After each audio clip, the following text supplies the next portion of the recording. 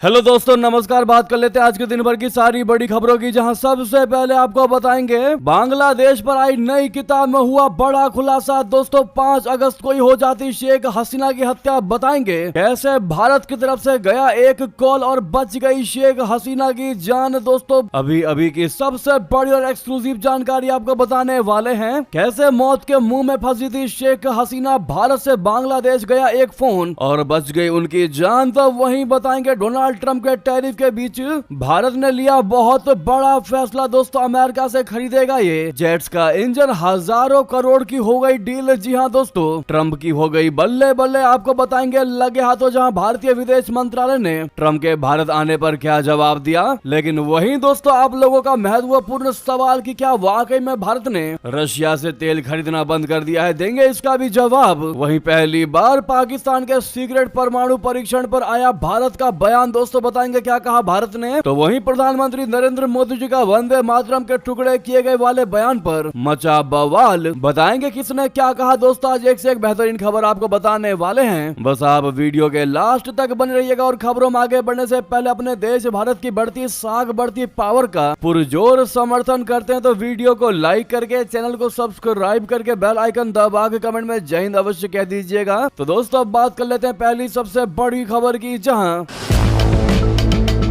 5 अगस्त 2024 में बांग्लादेश के तख्ता पलट आंदोलन में शेख हसीना को वहां के कट्टरपंथियों का जान से मारने का प्लान था। अगर उसी दिन भारत से दोपहर में उन्हें कॉल ना गई होती तो शायद आज वो जिंदा नहीं होती। दोस्तों इस बात का खुलासा बांग्लादेश पर आई नई किताब में हुआ है। जी हाँ, उस दिन शेख हसीना मौत से बस कुछ ही मिनट दूर थी। दोस्तों अधिकारी उन्हें निकालने की कोशिश कर रहे थे और शेख हसीना अब भी देश छोड़ना नहीं चाहती थी। लेकिन ठीक दोपहर 1:30 पर भारत से आए एक फोन कॉल ने सब कुछ बदल दिया। और उसी कॉल की वजह से उसी कॉल ने तय किया कि हसीना जिंदा रहेंगी और अपने पिता शेख मुजीबुर रहमान जैसी दर्दनाक मौत से बच जाएंगी। दोस्तों ये सनसनीखेज खुलासा जल्द ही प्रकाशित होने वाली किताब इंशाल्लाह Bangladesh the story of an unfinished revolution में किया गया है, जिसे दीप हल्दर, जयदीप मजूमदार और शाहिदुल हसन खोक्कन ने लिखा है और जगरनॉट ने प्रकाशित किया है। किताब में कहा गया है कि भारत ने पहले से ही बांग्लादेशी पीएम के विमान को भारतीय हवाई क्षेत्र में घुसने की इजाजत दे दी थी, लेकिन आखिरी वक्त तक यानी कि 1:30 बजे तक भी शेख हसीना देश छोड़ने को तैयार नहीं थी। बांग्लादेश सेना प्रमुख जनरल वाकर उज्जमान, नेवी और वायुसेना प्रमुख लगातार उन्हें मनाने की कोशिश कर रहे थे। यहाँ तक कि उनकी बहन शेख रेहाना और बेटे सजीव वाजे से भी संपर्क किया गया। अमेरिका में रह रहे सजीव ने भी मां से कहा कि आपको तुरंत भारत के लिए निकल जाना चाहिए। इसके जवाब में हसीना ने कहा कि मैं अपने देश से भागने से बेहतर मरना पसंद करूंगी। हालांकि दोस्तों ये सब कुछ चल ही रहा था, तभी अचानक एक फोन कॉल आता है। किताब में ये नहीं बताया गया कि फोन कॉल किसने किया था, लेकिन जरूर बताया गया कि वो भारत के एक टॉप अधिकारी थे जिनसे शेख हसीना की निजी जान पहचान थी। कॉल छोटी थी लेकिन असर गहरा हुआ। उस अधिकारी ने बताया कि अब बहुत देर हो चुकी है, अगर आप तुरंत गण भवन नहीं छोड़ती हैं तो भीड़ जो है वो अंदर घुस जाएगी, आपको जिंदा रहना होगा क्योंकि लड़ाई अभी खत्म नहीं हुई है। दोस्तों ये बात तो सुनकर हसीना कुछ पल के लिए स्तब्ध रह गई। कुछ देर सोचने के बाद उन्होंने भारत जाने का फैसला कर लिया। उन्होंने जाते जाते एक आखिरी इच्छा जताई कि देश के नाम एक संदेश रिकॉर्ड करने दिया जाए, लेकिन सुरक्षा प्रमुखों ने मना कर दिया क्योंकि भीड़ किसी भी पल अंदर घुस सकती थी। दोस्तों इस किताब ने वाकई में दिखा दिया कि भारत आज किस स्थिति में पहुंच चुका है और भारत की पावर क्या है। लेकिन दोस्तों अपने देश भारत की सबसे अच्छी बात क्या है कि भारत कभी भी अपने चीजों का बखान नहीं करता, जैसा कि मिस्टर डोनाल्ड ट्रंप करते हैं, जैसे कि पाकिस्तान करता है। ना कुछ करने के बावजूद भी अपने अपने देशों की झूठी तारीफ करते हैं, लेकिन भारत करने के बावजूद भी दोस्तों अपने किए का बखान नहीं करता। और जब यही सब बातें दूसरों के मुंह से सुनी जाती है दोस्तों तो बहुत अच्छा लगता है कि हम एक पावरफुल कंट्री में जीते नजर आ रहे हैं। इस पर आपकी जो भी राय हो दोस्तों, शेख हसीना को मौत के मुंह से बाहर निकालने में भारत की भूमिका के लिए आपकी जो भी राय हो जरूर कमेंट में लिखकर बताइएगा। हालांकि क्या लगता है दोस्तों आपको, कौन वो मंत्री या फिर कौन वो नेता होगा जिसने शेख हसीना को फोन कॉल किया होगा? अगर आप गेस कर पा रहे हो दोस्तों तो कमेंट में जरूर लिखकर बताइएगा। देखते हैं क्या कहते हैं आप लोग। साथ ही साथ अगली खबर की बात करें, जहां पर डोनाल्ड ट्रंप के टैरिफ के बीच भारत का बहुत बड़ा फैसला, अमेरिका से खरीदेगा तेजस फाइटर जेट्स के इंजन, हजारों करोड़ की हो गई डील। दोस्तों, भारत की सरकारी स्वामित्व वाली कंपनी हिंदुस्तान एरोनॉटिक्स लिमिटेड यानी HAL ने शुक्रवार को अमेरिका स्थित जनरल इलेक्ट्रिक GE के साथ $1 बिलियन की डिफेंस डील की है। इसके तहत HAL को तेजस लाइट कॉम्बैट एयरक्राफ्ट यानी LCA-MK-1A के लिए jet engine F404 GE IN-20 की सप्लाई की जाएगी। ये डील अमेरिका के राष्ट्रपति डोनाल्ड ट्रंप की ओर से भारतीय उत्पादों पर लगाए गए कुल 50% टैरिफ के बाद हुए तनाव के बीच हुई है। HAL के मुताबिक कंपनी ने 97 LCA-MK-1A फाइटर जेट विमानों के सपोर्ट पैकेज और इंजन सप्लाई के लिए जनरल इलेक्ट्रिक कंपनी के साथ करार किया है। इन इंजनों की सप्लाई साल 2027 से शुरू हो जाएगी और 2032 तक ऑर्डर पूरे किए जाएंगे। रक्षा मंत्रालय ने सितंबर 2025 में HAL के साथ 62,370 करोड़ रुपए का करार किया था, जिसके तहत भारतीय वायुसेना के लिए 97 तेजस MK-1A फाइटर जेट खरीदे जाएंगे। दोस्तों, वहीं जब विदेश मंत्रालय से पूछा गया कि अमेरिकी राष्ट्रपति क्या वाकई में भारत दौरे पर आने वाले हैं, तो क्या कहा उन्होंने, आपको बता दें अमेरिकी राष्ट्रपति के भारत दौरे क्वाड को लेकर भारतीय विदेश मंत्रालय ने अहम जानकारी दी है। विदेश मंत्रालय की वीकली मीडिया ब्रीफिंग में जब यह पूछा गया कि क्या क्वाड्रिलेटरल सिक्योरिटी डायलॉग यानी क्वाड ट्रंप के बिना होगा या अमेरिकी राष्ट्रपति के दौरे के दौरान अगले साल के लिए रीशेड्यूल किया जाएगा, इस सवाल के जवाब में विदेश मंत्रालय के प्रवक्ता रणधीर जायसवाल जी ने जोर देकर कहा कि यह ग्रुपिंग इंडो पैसिफिक क्षेत्र में सहयोग के लिए एक कीमती प्लेटफॉर्म बना हुआ है। उन्होंने साफ किया कि अमेरिकी राष्ट्रपति ट्रंप के भारत दौरे के बारे में उनके पास शेयर करने के लिए फिलहाल कोई जानकारी नहीं है। हालांकि उन्होंने हाल ही में ऐसे बयान दिए थे जिनसे लग रहा था कि ये दौरा अगले साल तक हो सकता है। तो वहीं दोस्तों, अगली और बेहतरीन जानकारी की बात कर लेते हैं, जहां पर क्या वाकई में भारत ने रशिया से तेल खरीदना कर दिया है बंद। विदेश मंत्रालय ने क्या कहा बता दें।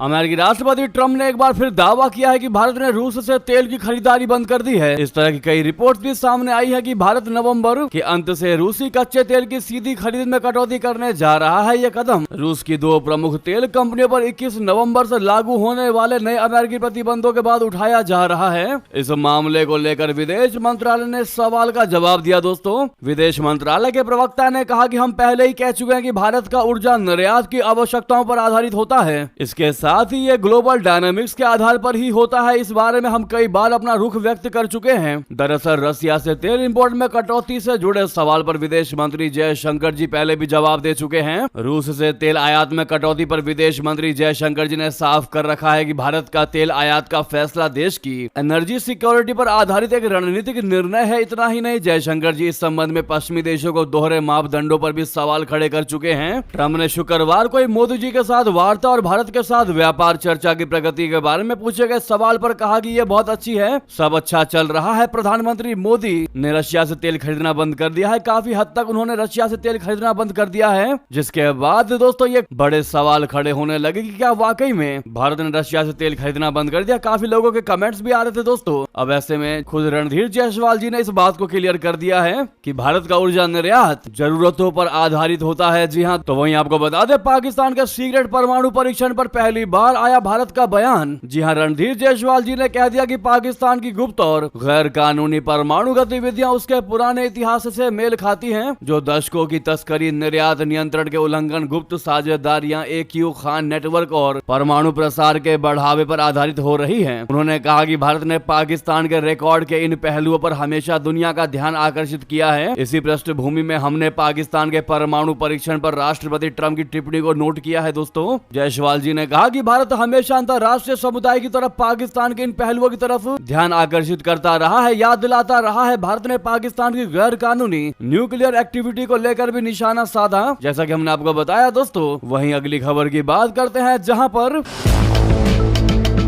चिकन नेक कॉरिडोर के पास बांग्लादेश बना रहा आधुनिक एयर बेस, चीनी रडार, 12 फाइटर जेट की पार्किंग। दोस्तों, चौंका देने वाली खबर, दरअसल बांग्लादेश की मोहम्मद यूनुस सरकार भारतीय सीमा के करीब बड़े पैमाने पर एयर बेस का विस्तार कर रही है। इस विस्तार के तहत लाल मोनिर हाट एयर बेस में नए हैंगर और जेट पार्किंग और रडार सिस्टम तैयार किया जा रहा है। ये विस्तार ऐसे वक्त में किया जा रहा है दोस्तों, जब मोहम्मद यूनुस सरकार के साथ भारत के कूटनीतिक संबंध ठीक नहीं चल रहे हैं। हैं। नॉर्थ ईस्ट पोस्ट के मुताबिक भारत की मनाही के बावजूद बांग्लादेश की सरकार लालमोनिरहाट एयरबेस का विस्तार कर रही है। भारत ने इसके जवाब में बंगाल और असम बॉर्डर के पास 3 नई जगहों पर सैन्य तैनाती की है। वैसे तो बांग्लादेश आर्मी इसके पीछे का कारण सेना और उसके सैन्य अड्डों के आधुनिकीकरण बता रही है। बांग्लादेश आर्मी के प्रमुख वकर उज जमान ने हाल ही में एक मीटिंग में 2030 तक सैन्य आधुनिकीकरण की बात कही थी। इसके लिए बांग्लादेश में नए सिरे से प्रयास किया जा रहा है, नए नए हथियार खरीदे जा रहे हैं। बांग्लादेश आर्मी इसी कवायद के तहत लालमोनिरहाट एयरबेस का विस्तार कर रही है। ये बांग्लादेश का सबसे बड़ा एयरबेस है। बांग्लादेश में कुल 9 एयरबेस हैं। अधिकांश एयरबेस बांग्लादेश की आजादी से पहले की है। दोस्तों, आखिरकार ये भारत के लिए इतना अहम क्यों है, आपको बताते। दरअसल लालमोनिरहाट एयरबेस बांग्लादेश के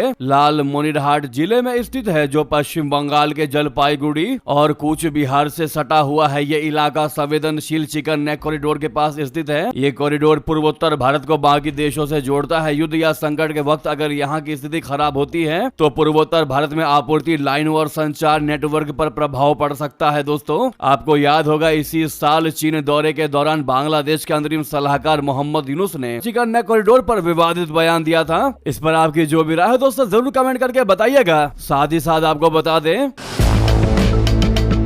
चीन में पिछले 5 साल में करीब 50 मिसाइल फैक्ट्री खुलने की खबर है। इनमें 2 फैक्ट्री तो भारत चीन सीमा के पास खोला गया है। ये खुलासा पहली बार सैटेलाइट इमेज के जरिए हुआ है। मिसाइल उत्पादन को बढ़ाने के लिए चीन ने इन फैक्ट्रियों को लगाने का फैसला किया है। सबसे ज्यादा मिसाइल फैक्ट्री राजधानी बीजिंग और वुहान के पास खोला गया है। अमेरिकी आउटलेट CNN ने डेटा, नक्शा और सैटेलाइट इमेज के जरिए इस पर डिटेल रिपोर्ट की है। इस रिपोर्ट में कहा गया है कि चीन वॉशिंगटन को पीछे छोड़ने के लिए बड़े पैमाने पर मिसाइल उत्पादन फैक्ट्री लगा रहा है। चीन के पास 137 ऐसे ठिकाने हैं जहां मिसाइलों का उत्पादन किया जाता है। तो वहीं आपको बता दें, इजराइल के साथ एक और मुस्लिम देश जुड़ गया। दोस्तों, कजाकिस्तान अब्राहम समझौते में हुआ शामिल। डोनाल्ड ट्रंप ने कहा कुछ और देशों से बातचीत इस मुद्दे पर जारी है। बता दें, अमेरिकी राष्ट्रपति डोनाल्ड ट्रंप ने 7 नवंबर को कजाकिस्तान को अब्राहम समझौते में शामिल किए जाने की घोषणा करके बहुत बड़ी रणनीतिक चाल चल दी है। दोस्तों, डोनाल्ड ट्रंप ने ऐलान में कह दिया है कि कजाकिस्तान अब्राहम समझौते में शामिल होने वाला मध्य एशिया का पहला देश होगा। उन्होंने इस कदम को दुनिया भर में तालमेल सुधारने की दिशा में एक प्रमुख कदम बताया। ये फैसला व्हाइट हाउस में कजाकिस्तानी राष्ट्रपति कासिम जोमार्ट टोकायेव और ट्रंप के साथ हुई वार्ता के दौरान सामने आया, जो C5+1 शिखर सम्मेलन का हिस्सा था। इस सम्मेलन में Kazakhstan, Kyrgyzstan, Tajikistan, Turkmenistan, Uzbekistan और अमेरिका के नेता शामिल थे। अब्राहम समझौता क्यों है महत्वपूर्ण, बता दे। कजाकिस्तान भी इस अब्राहम समझौते में शामिल होने के लिए विशेष रूप से लाइनवित था। कजाकिस्तान के विदेश मंत्रालय ने इसे अपने बहुदिशात्मक विदेश नीति का प्राकृतिक और तार्किक विस्तार बताया। ये संवाद पारस्परिक सम्मान और क्षेत्रीय स्थिरता पर जोर देता है। हालांकि कजाकिस्तान के 1992 से ही इजराइल के साथ कूटनीतिक संबंध है, लेकिन ये कदम अमेरिका द्वारा प्रायोजित ढांचे में गहरे एकीकरण को औपचारिक बनाता है, जो इजराइल के साथ ही साथ मुस्लिम बहुल देशों के बीच सामान्यीकरण को बढ़ावा देता है। दोस्तों, कजाकिस्तान का यह कदम स्पष्ट संदेश देता है कि वो मॉस्को और बीजिंग पर अत्यधिक निर्भरता से बच रहा है। रूस कजाकिस्तान का सुरक्षा साझेदार है और चीन बेल्ट एंड रोड इनिशिएटिव के माध्यम से उसका साझेदार है। इन दोनों के बीच फंसा तेल और यूरेनियम समृद्ध यह देश अपनी बहुदिशात्मक कूटनीति को पश्चिमी लंगरों से संतुलित करना चाहता है। इसीलिए अब्राहम समझौते से जुड़कर कजाकिस्तान उदारवादी मुस्लिम देशों के अमेरिकी समर्थक गठबंधन में शामिल होना चाहते हैं, जो सहिष्णुता और समृद्धि के लिए समर्पित है। दोस्तों, उधर आपको बता दें,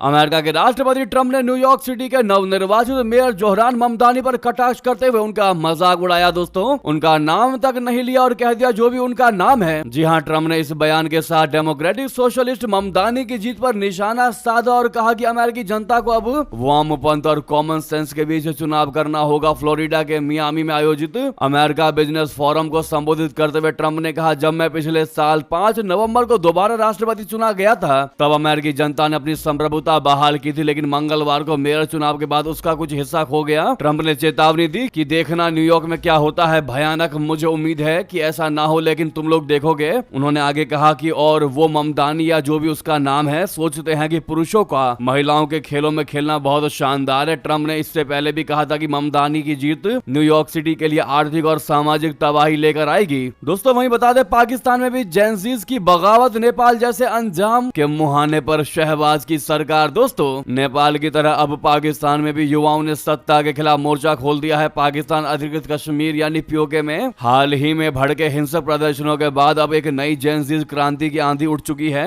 इस बार मोर्चा संभाला है छात्रों ने, जो शिक्षा सुधारों, ट्यूशन फीस वृद्धि और नई मूल्यांकन प्रणाली के खिलाफ सड़कों पर उतर आए हैं। यह विरोध शांतिपूर्ण रूप से ई मार्किंग यानी डिजिटल मूल्यांकन प्रणाली और बढ़ती फीस के खिलाफ शुरू हुआ था, लेकिन जल्द ही ये शहबाज शरीफ सरकार के खिलाफ व्यापक संघर्ष में बदल गया। छात्रों का आरोप है कि ई मार्किंग सिस्टम के कारण रिजल्ट में भारी गड़बड़ी हुई है। कई छात्रों को उन विषयों में पास कर दिया गया जिनकी परीक्षा उन्होंने दी ही नहीं। हालांकि मौजूदा आंदोलन शिक्षा से जुड़ा है, लेकिन विशेषज्ञों का कहना है कि इसका असर राजनीतिक विस्फोट की ओर बढ़ सकता है। नेपाल में भी युवाओं के नेतृत्व में सोशल मीडिया प्रतिबंध के खिलाफ शुरू हुआ आंदोलन ओली सरकार के पतन तक पहुंच गया था। अब पीओके में भी वैसा ही जन विस्फोट सुलगने के संकेत है दोस्तों। नेक्स्ट खबर बता दें,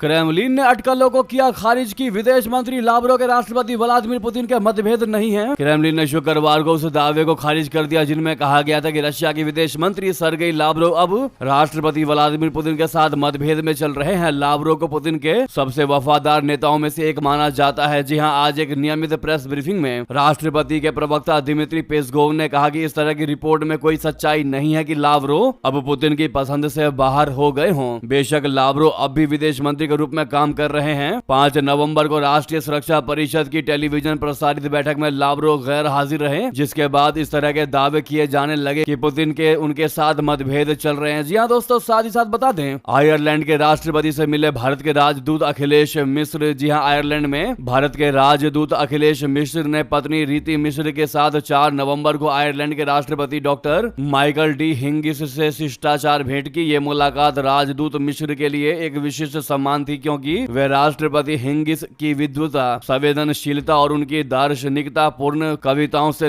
लंबे समय से प्रभावित रहे हैं। राजदूत मिश्र ने राष्ट्रपति माइकल डी हिंगिस की कविता में वैदिक दर्शन की गूंज शीर्षक से अंग्रेजी में एक मोनोग्राफ भी लिखा। राजदूत मिश्र ने राष्ट्रपति हिंगिस को उनके ऐतिहासिक दूसरे कार्यकाल के समापन से कुछ दिन पहले समय देने के लिए हार्दिक धन्यवाद भी दिया। दोस्तों वहीं बता दें,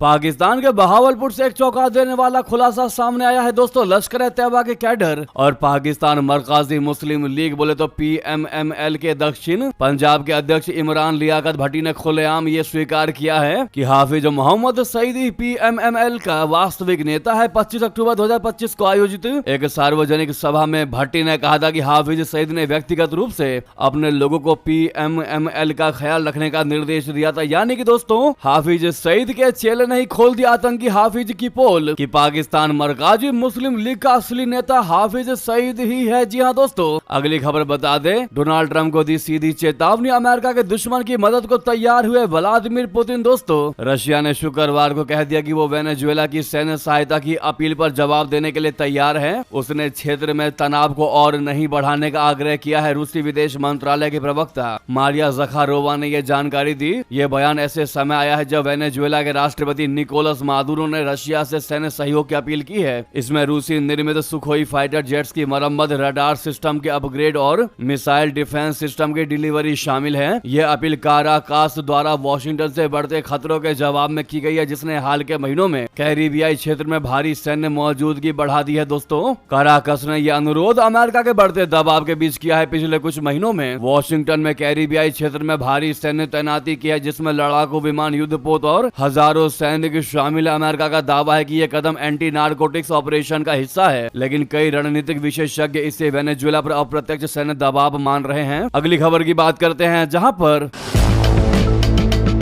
Pakistani army chief general Munir पर आखिर ऐसा क्या कह दिया दोस्तों राजनाथ सिंह जी ने। आसिम मुनीर का उड़ाया जमकर मजाक। जी हां, रक्षा मंत्री राजनाथ सिंह जी ने शुक्रवार को पाकिस्तान के सेना प्रमुख जनरल आसिम मुनीर का गजब अंदाज में मजाक उड़ाया। राजनाथ सिंह जी ने कहा कि आसिम मुनीर ने फील्ड मार्शल के पद पर खुद से प्रमोशन ले लिया है, यानी अपने आप ही प्रमोशन ले लिया। उन्हें इसके लिए किसी की इजाजत की आवश्यकता नहीं पड़ी। एक निजी चैनल को दिए साक्षात्कार में राजनाथ सिंह जी ने कहा कि पाकिस्तान भरोसे के लायक नहीं है, उस पर कभी भी भरोसा नहीं करना चाहिए। जी हाँ, दरअसल आपको बता दें कि भारत के साथ हाल के संघर्ष के बाद पाकिस्तान के मुनीर को फील्ड मार्शल के पद पर प्रमोशन दे दिया गया, जिससे वो इस्लामाबाद के इतिहास में ये पद प्राप्त करने वाले दूसरे वरिष्ठ सेनाधिकारी बन गए थे। पाकिस्तानी सरकार का कहना था कि मुनीर ने ऑपरेशन सिंदूर में बहादुरी से काम लिया था, जिसके लिए उन्हें प्रमोशन दे दिया गया था। प्रधानमंत्री शहबाज शरीफ की अध्यक्षता में हुई कैबिनेट बैठक के बाद एक आधिकारिक बयान में मुनीर को पदोन्नत करने की घोषणा की गई। दोस्तों, वहीं राजनाथ सिंह जी ने मोहम्मद यूनुस यानी बांग्लादेश की अंतरिम सरकार के मुखिया मोहम्मद यूनुस को भी तगड़ी चेतावनी दे दी।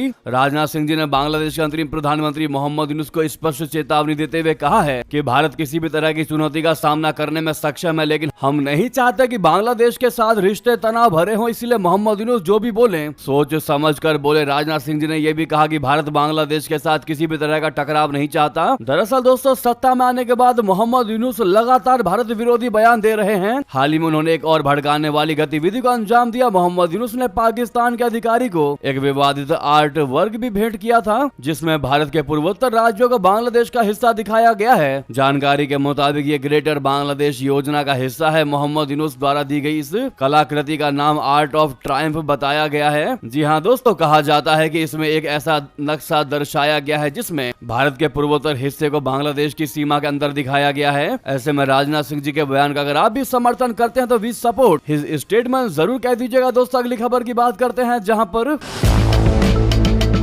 राष्ट्रगीत वंदे मातरम के 150 साल पूरे हो गए। इस मौके पर प्रधानमंत्री मोदी जी ने कांग्रेस पर टुकड़े टुकड़े वाला जो कटाक्ष किया, उस पर सियासी बवाल शुरू हो गया। वंदे मातरम पर धर्म युद्ध बढ़ता जा रहा है। अब नए नए राज्यों के नाम इसमें जुड़ते जा रहे हैं। नया एपिसोड कश्मीर से रिलीज हुआ है। इसमें हिंदू मुस्लिम वाली चिंगारियां हैं। उधर पीएम मोदी के कटाक्ष के बाद कांग्रेस ने पलटवार भी किया। कांग्रेस नेता सुप्रिया श्रीनेत ने एक पोस्ट में लिखा कि कांग्रेस पार्टी किसी भी आयोजन में वंदे मातरम और जनगण मन दोनों गाए जाते हैं। आज बड़ी बातें करने वाले आरएसएस और बीजेपी ने अपनी शाखाओं या कार्यालयों में कभी वंदे मातरम या हमारा राष्ट्रगान जनगण मन नहीं गाया। इसके बजाय वे नमस्ते सदा वत्सले गाते रहते हैं, जो राष्ट्र का नहीं बल्कि उनके संगठनों का महिमा मंडन करने वाला गीत है। 1925 में अपनी स्थापना के बाद से आरएसएस ने वंदे मातरम से परहेज किया है। दरअसल दोस्तों, नरेंद्र मोदी जी ने कहा है कि साल 1937 में वंदे मातरम को तोड़ दिया गया था और इसके विभाजन से ही देश के विभाजन के बीज पड़ गए थे। इस मौके पर उन्होंने स्पेशल टिकट और सिक्का भी जारी किया है, जिसके बाद दोस्तों विपक्ष हमलावर होता नजर आ रहा है। ऐसे में आपकी क्या राय है इस मुद्दे पर बताना बिल्कुल मत भूलिएगा। क्या मोदी जी ने जो कहा वो बिल्कुल सही है कि वंदे मातरम के टुकड़े किए गए? देखते हैं आप लोगों की क्या राय है। दोस्तों, लगे हाथ तो ये थे अभी की सारी बड़ी खबर कैसी लगी बताना मत भूलिएगा। लगे हाथ तो वीडियो को लाइक करके चैनल को सब्सक्राइब करके बेल आइकन दबा के कमेंट में जय हिंद कह दीजिएगा। मिलता अगली बड़ी खबर में। बहुत बहुत धन्यवाद, बहुत बहुत आभार। जय हिंद, जय भारत।